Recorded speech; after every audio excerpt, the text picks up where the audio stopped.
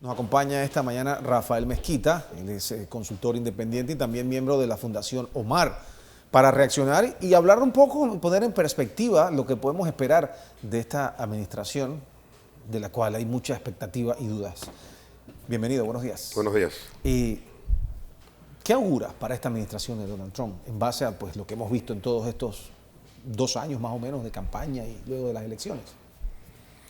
Bueno, la verdad es que lo primero que diría es que es un presidente atípico, entra con un discurso y con una actitud, yo diría que radicalmente opuesta a lo que estamos acostumbrados a ver dentro del sistema político norteamericano. Por eso ha creado tantas expectativas, porque una vez que ganó en campaña y una vez que ganó, ha reafirmado la mayor parte de sus promesas de campaña. Y el gran drama o la gran expectativa es ver ahora, cuando ya asume la responsabilidad de la presidencia de la República, ver hasta dónde llega el cumplimiento de eso que prometió.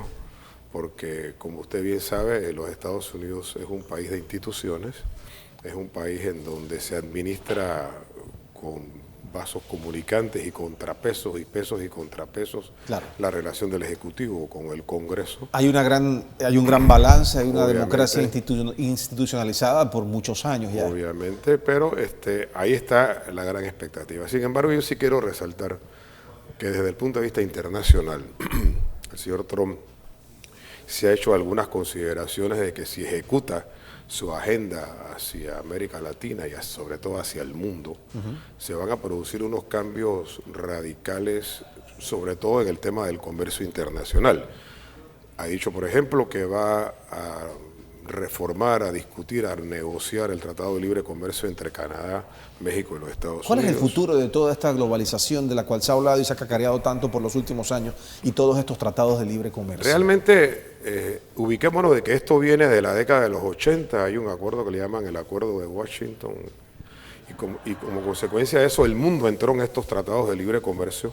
Sin embargo, lo curioso de esto es que al llegar el mundo a los tratados de libre comercio y Estados Unidos a establecer el suyo, México, Canadá y Estados Unidos, que entraron en vigencia, por cierto, el 1 de enero de 1994, es evidente que el balance de ese tratado de libre comercio es absolutamente favorable a México.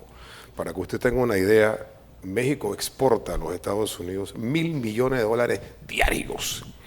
Eso es mucha plata. Eso es mucho dinero, casi 315.000 millones de dólares al año. Y el superávit comercial de México... Y esto es producto del Tratado de Libre Comercio, que ya se creó desde 1994. Por supuesto que hay una plataforma de producción de bienes que exporta México hacia los Estados Unidos, y también hay toda una plataforma de bienes que exporta Estados Unidos hacia México, que está dentro de todos los estados de ambos países y que en estos momentos está como a la expectativa para ver qué va a pasar.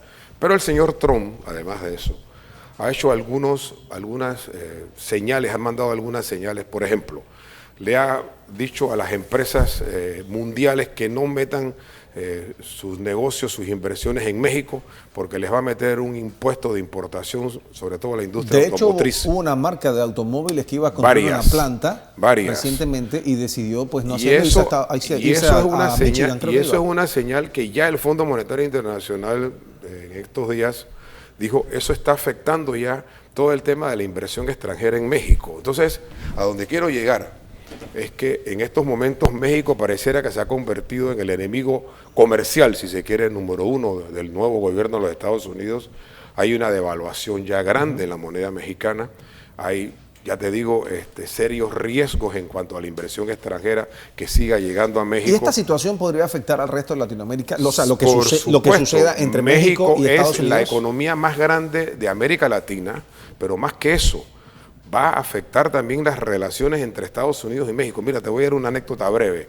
En ese 1994, en diciembre de 1994, México tuvo que devaluar la moneda.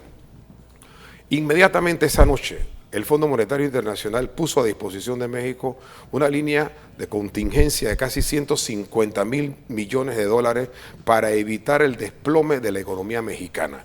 ¿Por qué? Porque si la economía mexicana se desploma, esa migración que ya se ha generado entre México y Estados Unidos se va a potenciar.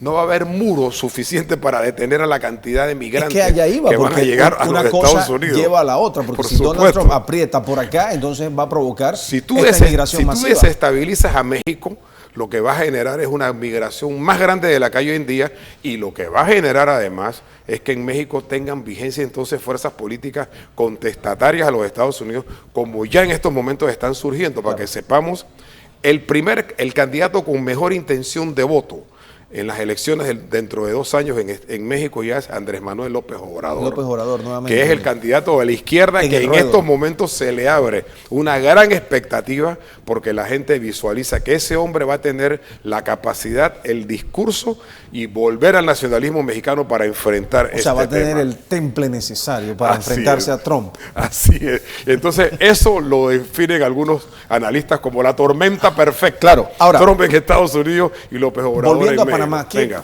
¿qué expectativas, qué podemos esperar de Donald Trump Yo te diría que nuestras relaciones diplomáticas y económicas y en términos generales? Ubiquémonos de que Panamá es una economía que el 70% de su Producto Interno Bruto se basa en las economías, en las exportaciones de bienes, sobre todo de servicios. O sea, Panamá es un país que vive del comercio mundial.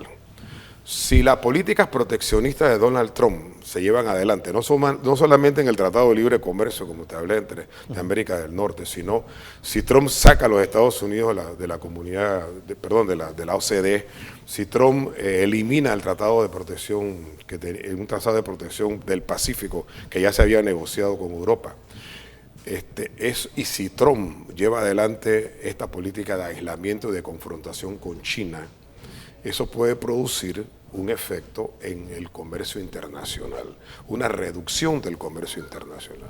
Y si el comercio internacional se reduce, se van a reducir el paso de buques de carga por el Canal de Panamá, se pueden producir una disminución de los ingresos del canal y en consecuencia una disminución de los ingresos no tributarios del Estado panameño.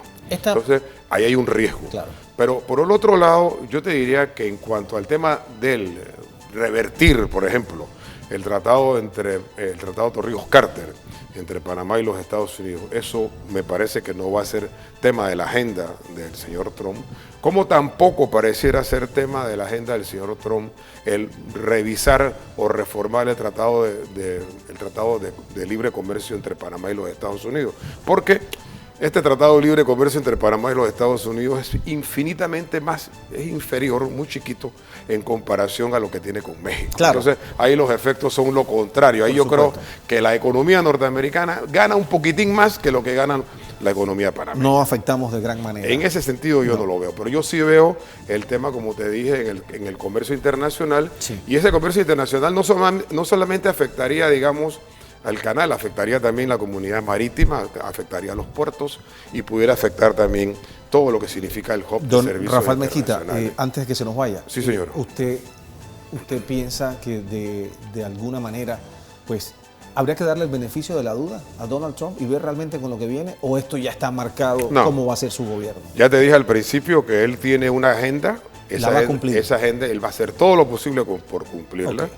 Y entonces se va a enfrentar a las instituciones norteamericanas, se va a enfrentar a la opinión pública norteamericana. Te doy un ejemplo. Por ejemplo, él les dijo, voy a revisar las relaciones que llevó adelante el señor Obama con Cuba. Sí. Sin embargo, ya hay encuestas que dicen que la propia comunidad cubano-norteamericana está en desacuerdo con echar para atrás lo andado. Entonces, esos son los balances, esas son las realidades que él se va a enfrentar cuando entra al poder. Bueno, y vea entonces el tema de llevar adelante su agenda entonces, veremos a ver realmente pues qué nos depara el futuro en temas de la administración de Donald Trump. Muchas gracias por la visita. Gracias a ustedes por la entrevista. ¿Cómo no?